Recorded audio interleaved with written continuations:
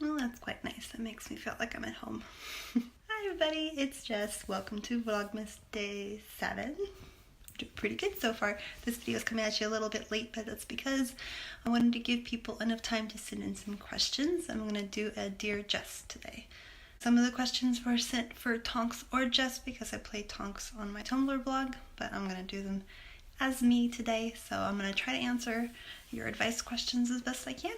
Most of the questions today are coming from my Tumblr account. Just want to mention that, but that's because that's where I asked for questions, and that's where most of you are coming from. So if you're not from my Tumblr and you're wondering where these questions came from, that's where, from my lovely, lovely, wonderful Tumblr followers who I adore so much. Okay, let's get started. So I've actually had a lot of experience working and interacting with people from different cultures, and I think that it can be difficult if you're kind of the one-off person and you feel like your ways of approaching things are just very different than the people around you. But I think that the best way to kind of get your opinions across is to always make sure that you're not coming across confrontational. You know, you're not saying, and from your question, I'm assuming you're not saying that the way that they're doing things is necessarily wrong, but just that yours could be equally effective. In which case, anytime that you're broaching a new idea or a new subject to them, I would start by pointing out something that you think that they're doing well or that you like that they do, and then be like, and I do it this way, and I think this is also effective. You might find that this technique works for you too. Basically, using that kind of thing. Without more specifics, that's the best I can do at the moment. If you would like to talk to me more about this, you're welcome to message me or leave a comment, and I will try to help you out a little bit more.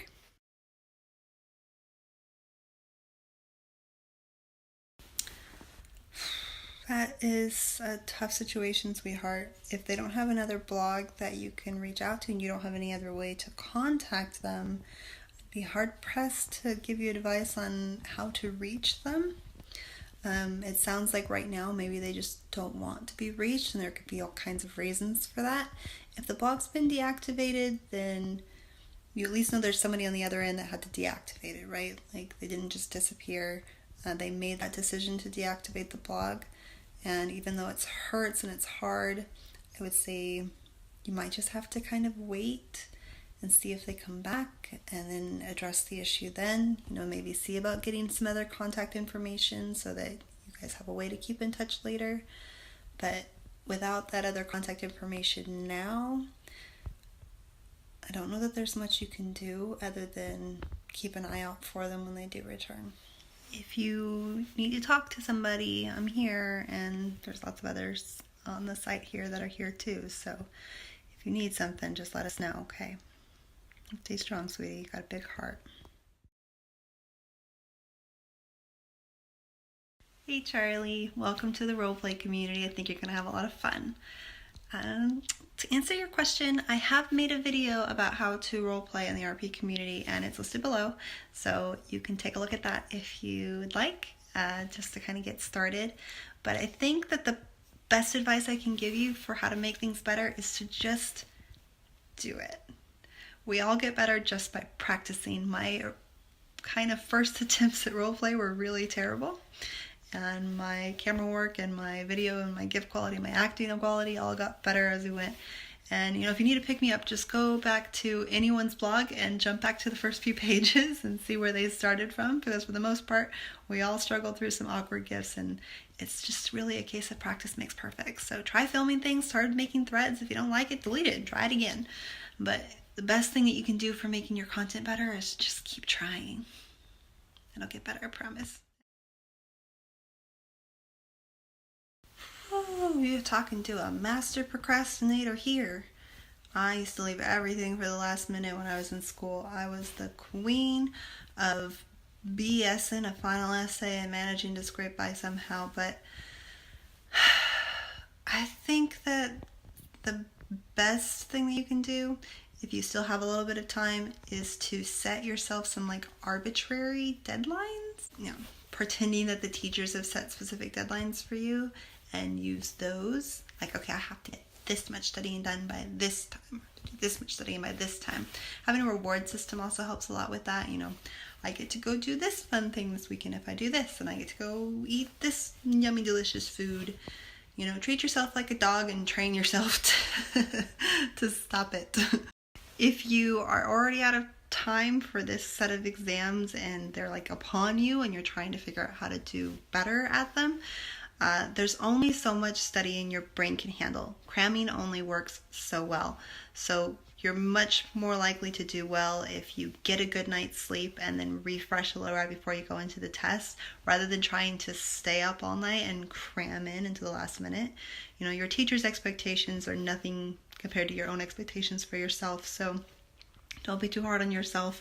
Just give it the best you can, and then, try to develop some better habits for the next semester. But, you're only human, and you know what? School doesn't really count for that much when you're out of it. So don't be too hard on yourself if it's not perfect. Just do the best you can.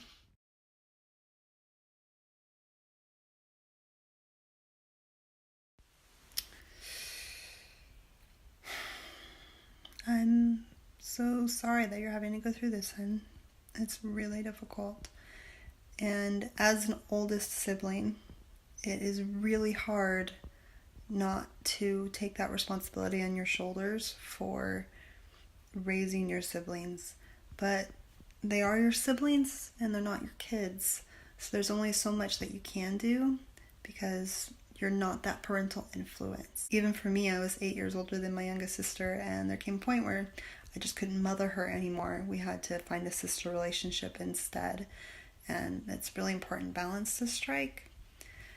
I think that the most important thing for you to do right now is to take care of yourself.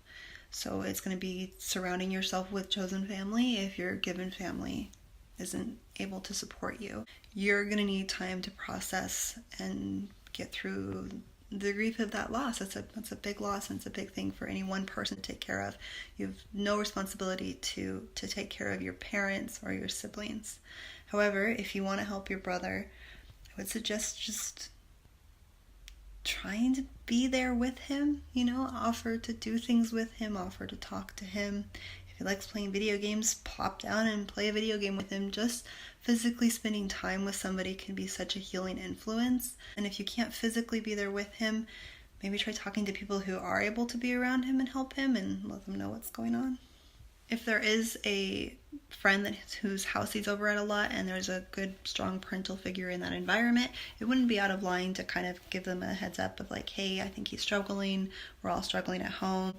He's over there. He trusts you. Like, if you could try to talk to him or just kind of keep an eye on him, that would be really helpful for us. And if you don't have something like that, then, if there's anyone else that you can reach out to who might be able to help you out with this. And obviously, professional help would be the best course of action, probably for you and your family, but I know that it's not always accessible to everybody, so you kind of just do the best that you can with what you got, and again, just really focus on you. That's the most important thing. If you can heal and get better, one, you'll have a better chance of helping anybody else, but also be in a better place to yourself, which is the most important thing. Well, I haven't stayed at a job very long, very often. I actually had kind of a pattern going for a while where I was in a position or a job for about 9 months, and then I would get bored and I'd move on to something else. But I think when you're finding that you're dreading going to work every day, or when you're not challenged anymore and you're bored with what you're doing, that is a really good sign to move on to something else. And if it's just a job to pay the bills, then you should always be looking for a better opportunity, even if it's just something that pays a little better, because if it's just a job to pay the bills, then why not pay them better than what you're currently doing? So I think, there's lots of reasons to leave a job. If you don't love it, or if you're asking, is it time to leave the job, then it's probably time to leave the job. As far as finding the courage to leave the job, I think that the best thing that you can do is try to find a job somewhere else. So if you're wanting to leave the job but you're wanting to stay in the same area, then looking at other opportunities or education opportunities. Like, if you're leaving the job for something, you're always going to feel a little better than if you just quit the job and you don't have something else lined up. Now, if you're in a situation where you're completely miserable, it's perfectly fine to quit and then find something else later. But if you are debating whether to leave, then continue looking for other opportunities while you're working there.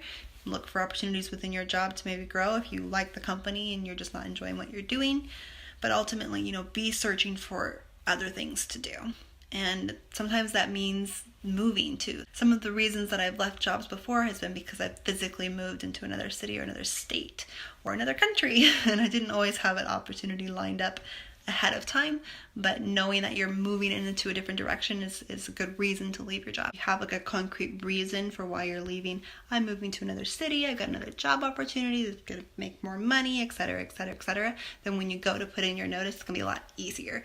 It's always easier when you have a reason why you're leaving, but ultimately if it's just because you're unhappy and you're not treated well, then that's a good reason too. So alright guys, well that's all for today. I hope I was able to help you out a little bit. If you didn't get your question answered, or if you'd like to submit one for next time, you can leave it in the YouTube comments below.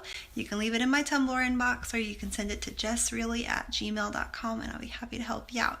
Also, if you submitted a question today and you'd like to follow up with me with some additional information, my message box is always open. You're welcome to send me a message anytime. I'm happy to talk to you. If I don't respond right away, it's probably a time zone difference or because I'm working, but I'll try to get to you as soon as I can, okay? And I hope that you all have a good night. Don't forget to subscribe for future videos. Like this video if it helped you out. And I will see you guys tomorrow. I love you so much. Bye-bye.